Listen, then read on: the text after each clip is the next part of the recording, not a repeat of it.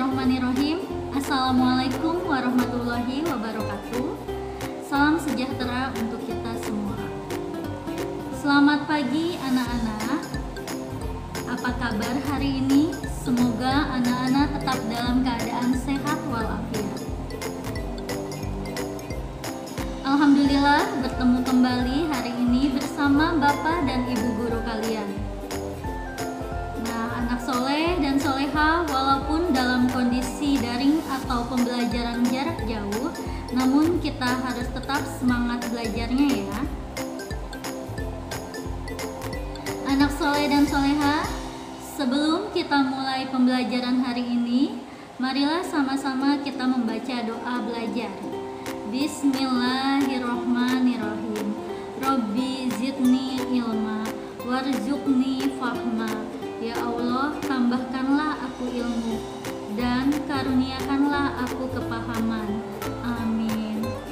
Dan untuk anak yang beragama non-muslim, silakan membaca doa sesuai dengan keyakinannya masing-masing. Anak soleh dan soleha, materi kelas 3 hari ini yaitu tema 1, pertumbuhan dan perkembangan makhluk hidup. Subtema 1, ciri-ciri makhluk hidup, pembelajaran kedua. Anak soleh dan soleha, marilah kita belajar dengan penuh semangat ya.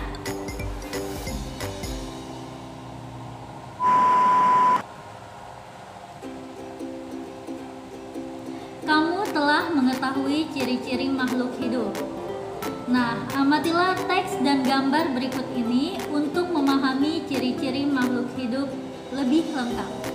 Ayo mengamati. Di sini ada gambar cicak, ada gambar ikan, dan juga ada gambar manusia. Cicak, ikan, dan manusia termasuk makhluk hidup. Makhluk hidup dapat bergerak dengan cara yang berbeda-beda. Manusia berjalan menggunakan kaki, ikan berenang dengan sirip, cicak merayap di dinding, tumbuhan juga dapat bergerak, contohnya seperti menutupnya daun putri malu apabila disentuh. Nah, di sini ada gambar organ pernapasan manusia dan gambar ikan. Makhluk hidup dapat bernapas. Alat pernapasan makhluk hidup berbeda-beda. Manusia bernapas dengan menggunakan paru-paru, kemudian ikan bernapas menggunakan insang.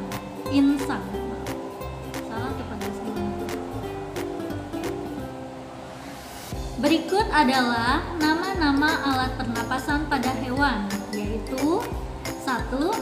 Serangga bernapas dengan trakea. Yang kedua, cacing bernapas menggunakan kulitnya. Yang ketiga, alat pernapasan pada ikan yaitu insang.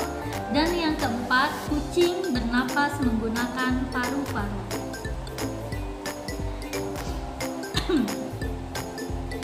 Anak soleh dan soleha, selanjutnya selain nama-nama alat pernapasan pada hewan, di sini juga Ibu akan membahas nama-nama alat pernapasan pada tumbuhan, yaitu yang pertama stomata. Stomata berfungsi untuk pertukaran oksigen menjadi karbon dioksida. Apa itu oksigen? Oksigen adalah udara yang kita hirup, sedangkan karbon oksida adalah udara yang kita keluarkan. Nah, ketika kita menghirup oksigen, maka kita akan mengeluarkan karbon dioksida. Begitu juga pada tumbuhan. Yang kedua, lentisel. Lentisel adalah lubang di bagian batang akibat pengelupasan. Biasanya pada batang tumbuhan terdapat pengelupasan. Nah, alat pernapasan di bagian batang itu disebut dengan lentisel. Selanjutnya yang ketiga, akar. Akar berfungsi untuk menghisap air dari dalam tanah.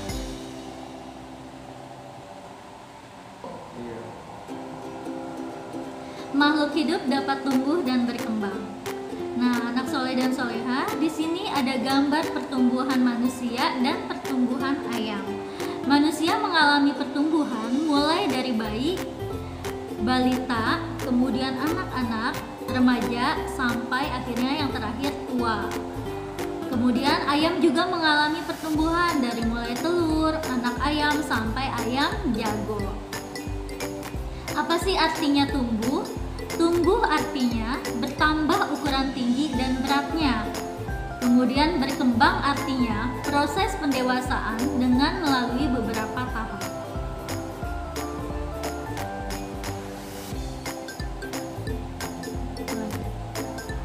Apakah tinggi badanmu bertambah dibandingkan saat kamu masih di kelas 1?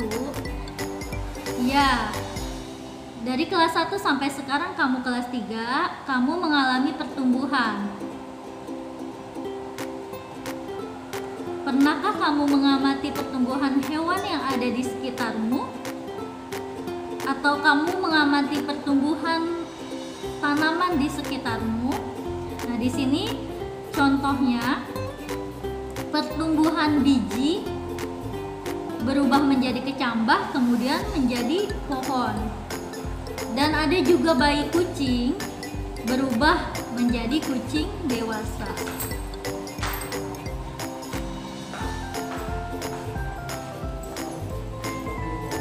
Makhluk hidup dapat berkembang biak.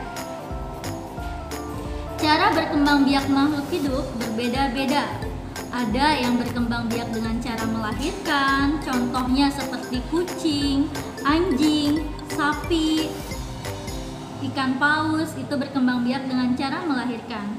Ada juga yang berkembang biak dengan cara bertelur, contohnya ayam, bebek, burung, dan sebagainya. Manusia berkembang biak dengan cara melahirkan. Tidak ada manusia yang berkembang biak dengan cara bertelur. Makhluk hidup memerlukan makanan dan air.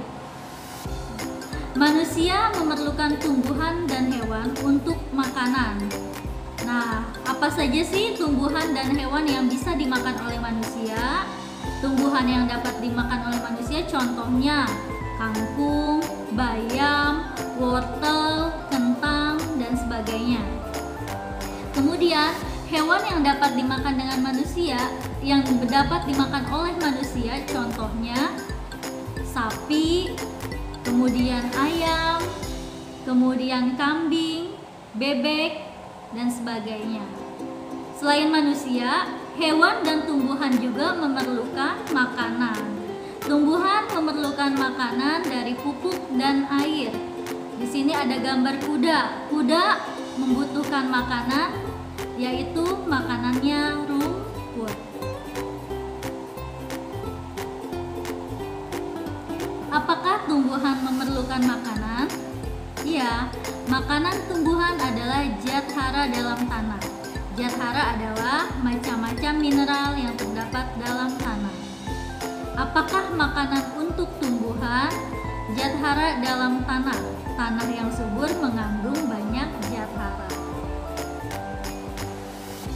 Makhluk hidup peka terhadap rangsang. Kepekaan makhluk hidup terhadap rangsang berbeda-beda. Jika kita melihat sinar matahari atau sinar yang menyilaukan lainnya, dengan cepat kita akan menutup mata. Daun putri malu akan menutup daunnya jika disentuh. Buah pada pohon pacar Cina akan meletus jika disentuh. Landak dan kaki seribu akan menggulung badannya jika disentuh. Nah, anak soleh dan soleha, di sini ada contoh gambarnya ya. Di sini ada gambar daun putri malu, kemudian ada gambar kaki seribu, selanjutnya ada gambar anak yang menutup matanya ketika ada matahari yang menyilaukan, dan yang terakhir ini daun pacar Cina.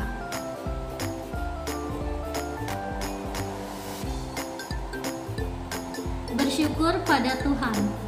Semua makhluk hidup yang ada di dunia adalah ciptaan Tuhan. Keragaman cara bergerak makhluk hidup juga karena kekuasaan Tuhan.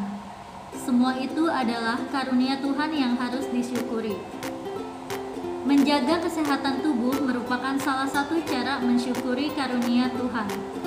Menghargai kemampuan teman yang lain juga merupakan bagian dari sikap syukur kepada Tuhan.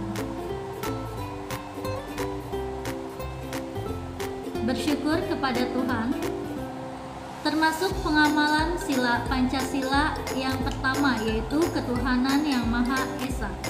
Sila pertama Pancasila berbunyi ketuhanan yang Maha Esa. Lambang sila pertama Pancasila adalah bintang. Lambang ini menunjukkan bahwa bangsa Indonesia menyatakan kepercayaan dan ketakwaan terhadap Tuhan yang Maha Esa. Taat terhadap perintah Tuhan dilaksanakan dengan selalu menjalankan perintah Tuhan dengan baik. Selain itu juga harus saling menghargai kepercayaan orang lain. Bersyukur adalah berterima kasih dengan semua yang diberikan Tuhan. Sikap selalu bersyukur adalah salah satu contoh pengamalan sila pertama Pancasila.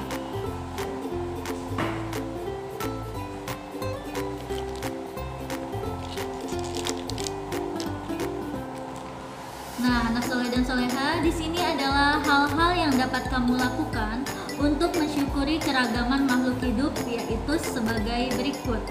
1. Mempelajarinya untuk lebih mengetahui kebesaran Tuhan. Kita harus selalu mempelajari alam agar kita tahu bahwa semua yang ada di dunia ini adalah bentuk dari kebesaran Tuhan yang harus kita syukuri. Yang kedua, melestarikannya, jangan sampai punah. Di Indonesia ini banyak hewan dan tumbuhan yang hampir punah. Agar tidak punah, maka kita harus menjaga dan melestarikannya. Yang ketiga, mengambil manfaat secara bertanggung jawab.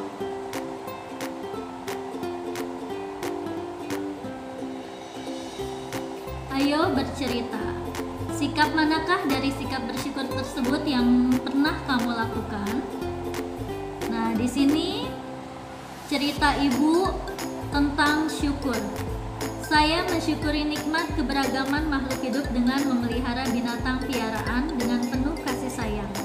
Karena saya tahu kucing butuh makan, maka saya memberi makan kucing saya secara rutin.